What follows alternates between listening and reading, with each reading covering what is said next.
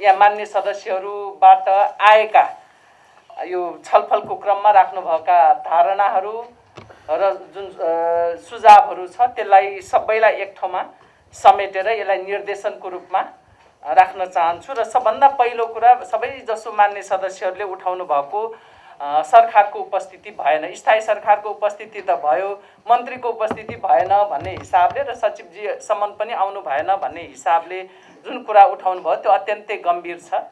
यसको सम्बन्धमा म केही कुराहरू राख्न चाहन्छु। योभन्दा अगाडि पनि अब एउटा भनाइ छ नि, मान्छे मरिसके पछाडि त्यसको उपचार गर्नुको कुनै अर्थ रहन्न भन्ने जस्तो। योभन्दा अगाडि पनि केही बैठकहरूमा, सबै होइन, केही बैठकहरूमा समितिले चाहिँ मन्त्रीसँग नै सम्पर्क गरेर मात्र बैठक राखौँ भन्दा त्यो विषय नै काम नलाग्ने, आउटडेटेड भइसक्ने खालको स्थिति पनि भएको थियो।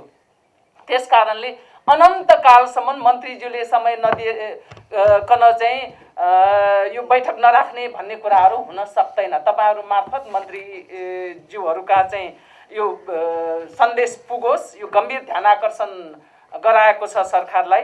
त्यस कारणले गर्दाखेरि विषयवस्तुको गाम्भीर्यतालाई चाहिँ मध्यनजर गरेर आफ्नो प्राथमिकता कहाँ हो भन्ने कुरा चाहिँ छुट्याउन सक्नुपर्छ सरकारले। यो अत्यन्तै गम्भीर, यति गम्भीर विषयमा आफ्नो सरोकारवाला चाहिँ समिति कुन हो र विषय के हो त्यसको प्राथमिकीकरण गर्न नसकेको भन्ने नै सबै मान्य सदस्यहरूको ठहर भएको कारणले त्यसलाई मैले एकै ठाउँमा चाहिँ कन्क्रिटाइज गर्न मात्र खोजेको हो।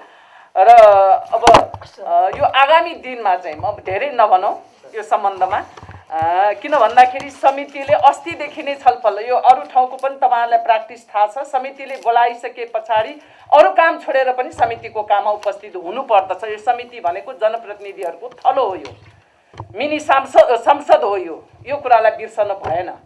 र समिति सचिवालयबाट सम्पर्क नभइसकेपछि म स्वयंले पनि गर्दछु, म स्वयंले पनि हिजो पनि गरे हो, गर्दै पनि अब फोन नउठाएपछि म्यासेज गरेँ, म्यासेजको पनि रिप्लाई नभएपछि अनन्तकालसम्म कुर्न सक्ने कुराहरू भएन।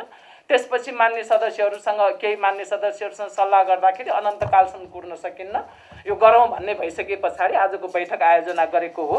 र आगामी दिनमा यसो नहोस् भनेर समितिले चाहिँ सम्बन्धित मन्त्रालयको र मन्त्रीज्यूको गम्भीर ध्यानाकर्षण गराउँदछ। यो सन्देश चाहिँ पुर्याइदिनु होला। म अर्को एउटा कुरा पनि भन्न चाहन्छु। यो मैले सुरुमा बैठकको चाहिँ सुरुवात गर्ने क्रममा नै गत वर्ष पहिलो पटकको यो कोभिड-19 को लहरको बेलामा पटक लकडाउनकै बेलामा पनि हामीले निर्देशन दिएका थियौँ, पटक निर्देशन दिएका थियौँ। त्यो निर्देशन मध्ये हाम्रो गृह मन्त्रालयको सहसचिवजीले अहिले भर्खरै त्यो एउटा विषय भए हुन्थ्यो भनेर भन्नुभयो।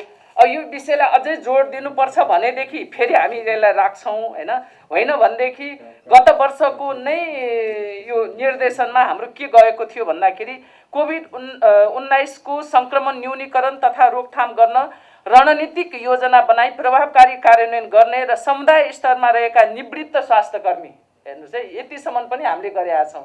कोही डाक्टर यहाँ अघि भन्नुभयो नि, डाक्टरहरू यति उमेरकाले पनि गरे भनेर जुन भन्नुभयो, त्यस्ता डाक्टरहरू छन् भनेदेखि उहाँहरूको पनि निवृत्त भइसकेको पनि परिचालन गरौँ भन्ने हिसाबले जनस्वास्थ्यविद र विभिन्न सामाजिक कार्यमा क्लब आमा समूह, यो थुप्रै हुन्छ नि, विभिन्न स्वास्थ्य सामाजिक कार्यमा संलग्न संस्थालाई आवश्यकता अनुसार समुदाय स्तरको चाहिँ कोभिड-19 संक्रमणको रोकथाम तथा न्यूनीकरणको काममा परिचालन गर्ने र समुदाय स्तरमै यो कन्ट्र्याक्ट होइन है, कन्ट्याक्ट हो कन्ट्याक्ट ट्रेसिङको कामलाई प्रभावकारी बनाउने भनेर निर्देशन पोरै दिएका छौँ। फेरि पनि यसलाई चाहिँ अझै एम्फासिस गर्नुपर्ने हो भनेदेखि हामी गरौँला, यो पनि निर्देशन भनेर मान्नु होला, नत्र भने अगाडि पनि हामीले दिएका छौँ। त्यही कारणले त सुरुमै हामीले दिएका निर्देशनको कार्यान्वयन कति भएको छ त्यसको पनि यहाँ चाहिँ जानकारी होस् भनेको कारण नै त्यही हो।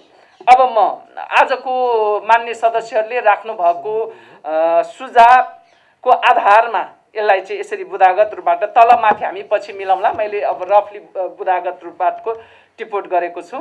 कोभिड-19 रोकथाम तथा नियन्त्रणका सम्बन्धमा विगतमा समितिले दिएका विगतमा पटक समितिले दिएका निर्देशनहरूको कार्यान्वयनको अवस्थाका सम्बन्धमा समीक्षा गरी कार्यान्वयन नभएका निर्देशन एवं सुझावहरूलाई प्राथमिकताका साथ कार्यान्वयन गर्ने भनेपछि थुप्रै निर्देशन दिएका छौँ, त्यो सबै परिहाल्यो। 2 मा छिमेकी मुलुक भारतमा पछिल्लो समय कोभिड-19 को संक्रमण तीव्र रूपमा बढिरहेकोले त्यहाँ विभिन्न कामको सिलसिलामा रहेका नेपालीहरू घर फर्कने क्रम दिनानुदिन बढ्दै गएको, आवतजावत बढी हुने नाका रहेका क्षेत्रहरूमा कोभिड-19 को संक्रमण तीव्र रूपमा बढ्दै गएको हुनाले उहाँहरूलाई जो आउनेहरूलाई भन्न खोजेको यो कोभिड-19 को संक्रमण भए नभएको सीमा नाकामा नै व्यापक रूपमा परीक्षण गरी रिपोर्ट नआएसम्म होल्डिङ सेन्टरमा होल्ड गरी राख्ने, नेगेटिभ रिपोर्ट आउनेलाई व्यवस्थित रूपमा भनेको यो जनस्वास्थ्यको मापदण्ड अवलम्बन गरेर अझ विश्व स्वास्थ्य सङ्गठनले चाहिँ तर्जुमा गरेको मापदण्डलाई अवलम्बन गरेर भनेर थप्न सकिन्छ। टिप्पणी गर्नुहोस् है। आउनेलाई व्यवस्थित रूपमा अभिलेख राखी न्यूनतम 10 दिन क्वारेन्टिन हो है, यो क्वारेन्टिनमा राख्ने र पोजिटिभ रिपोर्ट आउनेलाई आइसोलेसनमा राख्ने व्यवस्था तत्काल गर्नुका साथै क्वारेन्टिन र आइसोलेसन केन्द्रहरू महिला मैत्री बनाउने, यो भएपछि पुग्छ होला हैन, महिला मैत्री बनाउने भनेपछि। 3 मा हवाई मार्गबाट स्वदेश फर्कने नागरिकहरूको लागि विमानस्थल नजिक क्वारेन्टिन वा होल्डिङ सेन्टर निर्माण गरी कम्तीमा 10 दिन होल्ड गरी राख्ने र सो अवधिमा उनीहरूमा कोभिड-19 को संक्रमण भए नभएको यकिन गर्न पीसीआर परीक्षण गर्ने व्यवस्था मिलाउने। 4 कोभिड-19 को कारण देखाई दैनिक उपभोग्य वस्तु स्वास्थ्य सामग्रीहरूको बजारमा कृत्रिम अभाव, अहिले हेर्नुस् महँगी यति बढेको छ, अनुगमन छ भन्छ, अनुगमनले काम गरेको छैन, त्यो प्रभावकारी छैन। कृत्रिम अभाव सिर्जना गर्ने, कालो बजारी गर्ने, मूल्य वृद्धि गर्ने जस्ता कानुन विपरीतको कार्य हुन नदिन बजार अनुगमनलाई तीव्रता दिने तथा नागरिकप्रति गैर जिम्मेवारीपूर्ण काम गर्ने अथवा कानुन विपरीत काम गर्नेलाई कडा कारबाही गर्ने। 5 मा कोभिड-19 को दोस्रो लहरबाट उत्पन्न विषम परिस्थितिको सामना गर्न केन्द्रीकृत एवं रणनीतिक कार्ययोजनाको निर्माण, त्यसको प्रभावकारी कार्यान्वयन र व्यवस्थापन कार्यमा सहयोग र सहकार्यका लागि सरकारको पहल कदमीमा सबै राजनीतिक दल, जनस्वास्थ्य विज्ञ र सम्बन्धित सरोकारवालाहरूको सहभागितामा सर्वपक्षीय उच्च स्तरीय समिति, कार्यदल तथा अनुगमन समिति निर्माण गरी यस महामारी विरुद्धको महाअभियानमा क्रियाशील बनाउने। 6 हरेक निर्वाचन क्षेत्रमा कोभिड-19 को रोकथाम एवं नियन्त्रणमा सहयोग, समन्वय, सहजीकरण र अनुगमन गर्ने कार्यका लागि सङ्घीय सांसदको नेतृत्वमा प्रदेश र स्थानीय तहका जनप्रतिनिधिको समेत सहभागितामा अनुगमन समिति निर्माण गर्ने।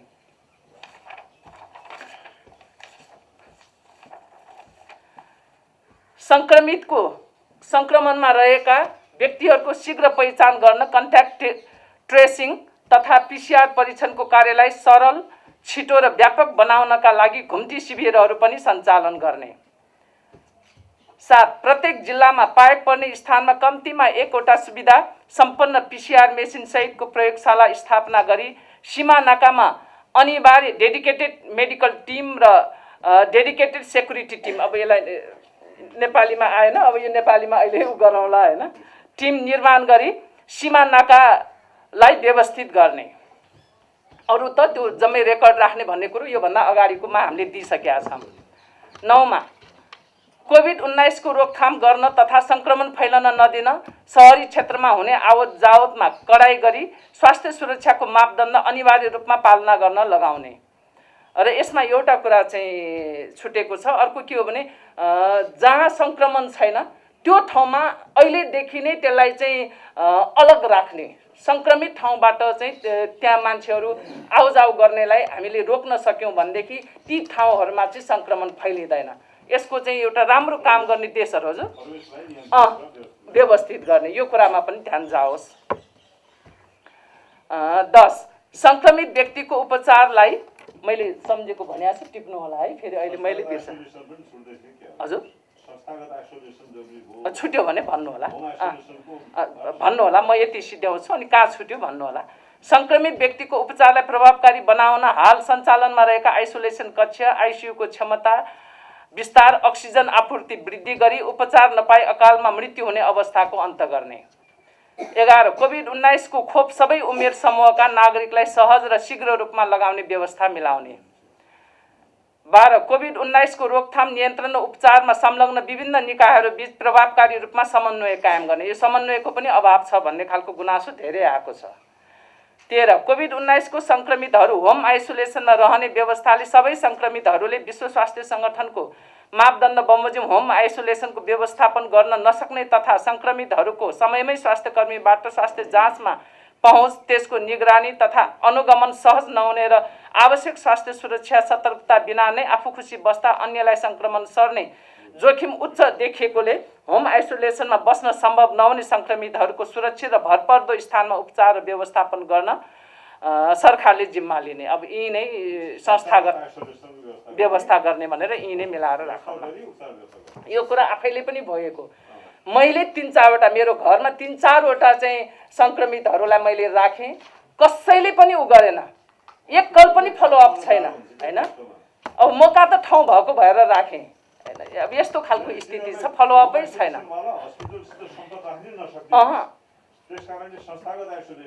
ठिक छ। अब मैले यहाँ चाहिँ हाम्रो यो सहप्रवक्ता छ नि समीर अधिकारीलाई फोन गर्ने, कहिले कसलाई फोन गर्ने गरेर के गर्ने भनेर आफैले सबैले त यो गर्न सक्दैन नि त। फलोअप पनि छैन, केही पनि छैन। यो खालको स्थिति छ।